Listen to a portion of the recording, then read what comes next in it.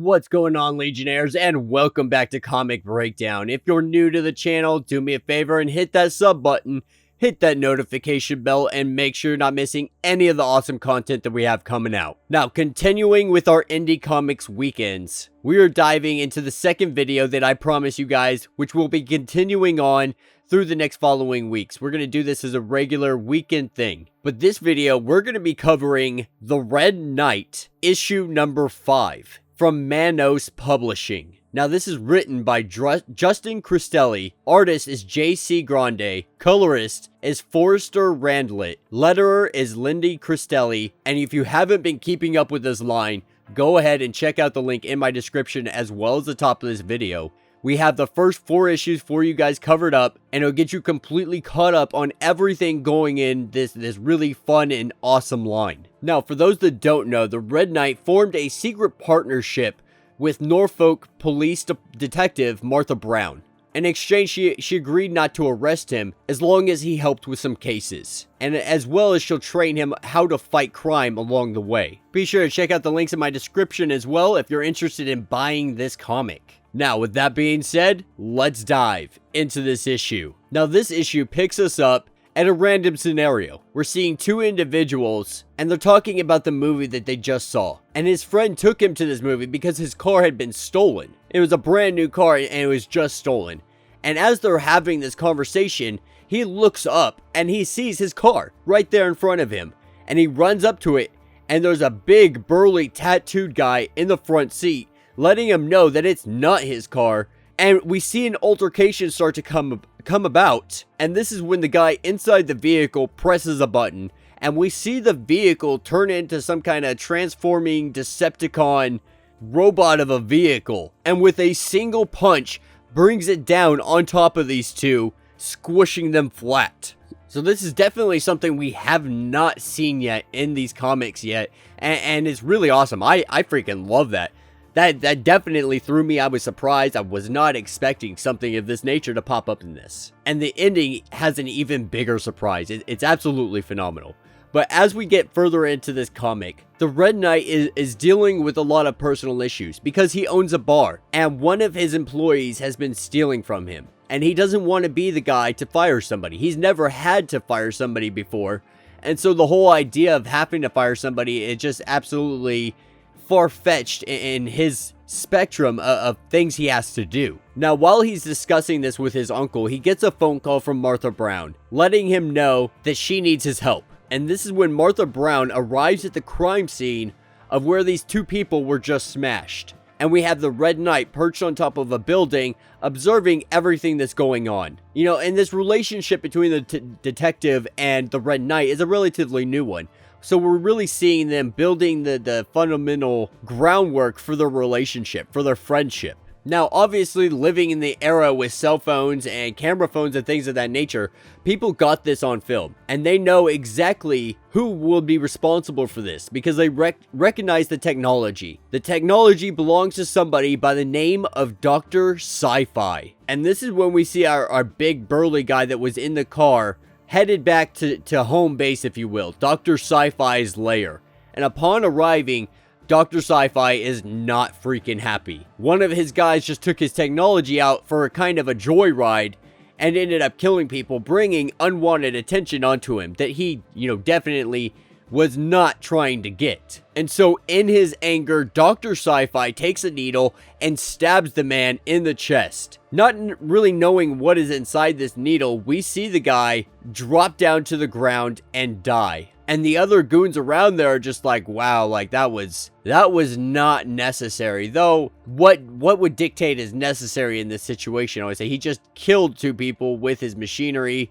I don't know, I would call that necessarily an eye for an eye, but, the goons aren't happy with it. Because at the end of the day, they don't necessarily respect Dr. Sci-Fi. And then we're taken over to Detective Martha Brown, and she's talking to her captain. And one of the other detectives is really mad because Martha Brown took over this robot case. And Martha's letting her know, like, she never responded. I was the second detective called, and I got the job. And so there seems to be a lot of animosity building up at work for her as well. And then we're taken back to Dr. Sci-Fi. And Dr. Sci-Fi's goons are all coming around telling them how they didn't like the way they handled that situation. And Dr. Sci-Fi's response is, you guys are pretty much all beneath me, and you're all gonna pay for your disobedience. You're all going to obey me, or you're all going to die. And we see the Red Knight watching a screen that's showing everything that Dr. Sci-Fi has done. Showing that he went crazy, he was obsessed with preparing the world for an invasion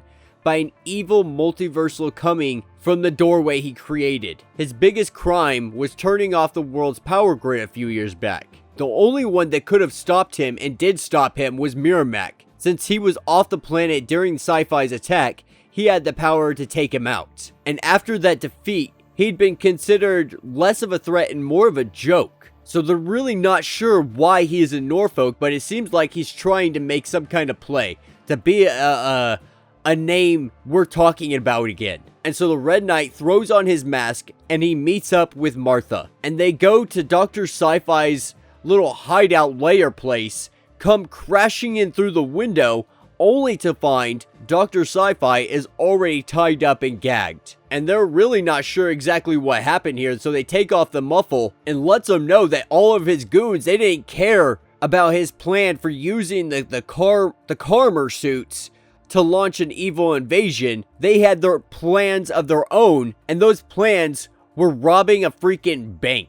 And this is exactly what we see. We see a giant Karmer robot ripping off one of the roofs of a bank. Now, there's no kill switch on these suits or anything like that, but Dr. Sci-Fi does have an extra Karmer suit. And so we see Martha Brown and the Red Knight headed out in one of these Transformer-like suits. And upon arriving at the scene, they see a bunch of Karmer suits all over the place, just throwing cop cars and really just outgunning anything the police have to throw at them. But then we see the Red Knight and Martha Brown make their attack. Now, Martha Brown jumps in with this suit and starts attacking everybody, and she's doing a great job at taking them out. But the most impressive thing here is the Red Knight, because the Red Knight is bouncing left to right, knocking some of these robots back, crashing through the chest of some of them, just really exhibiting the ridiculous power that the Red Knight has,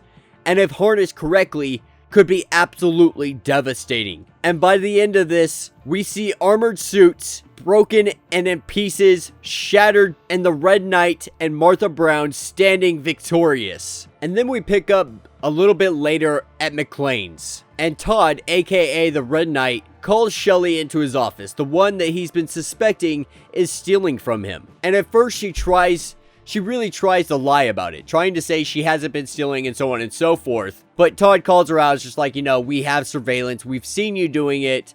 I'm sorry to let you know this, but you're fired. I'm sorry it has to be this way. It's something that he was very, very actively trying to avoid doing. He doesn't want to be that person to make somebody not have a job, but he did it. And all of his other employees really started to respect him more because he's taking the role of a leader. He's finally actually being a boss and doing what needs to be done. Now, as this comic comes to a close, we see a scenario here. We see a scenario of a zombie freaking apocalypse. Not really knowing when this is taking place, but all of the planet's heroes and military were busy fighting off all of these monsters and trying to keep them at bay. But Beatrice Honeycutt, the youngest graduate of MIT, was able to discover a vaccine for the zombie plague. Little did she know that her fate was going to go hand in hand with this vaccine, because the bees that she used, they mutated, and getting out of contamination or containment, the bees ended up stinging her, turning her into Honeycutt. Waking up realizing that she has powers and can fly, she as well has super strength and a retractable stinger. And this is an excerpt from The Hero Century by Damon Reed. So that seems pretty interesting. I don't know if it's necessarily connected to the story or if it's just them, you know, trying to help promote somebody else. But either way, that kind of does sound fun. It's a little bit odd to have a retractable stinger, but you know, it is what it is. But yeah, that will be the end of this issue. So let me know what you guys think in the comments. My only issue, you know, with the Red Knight series has been the artwork.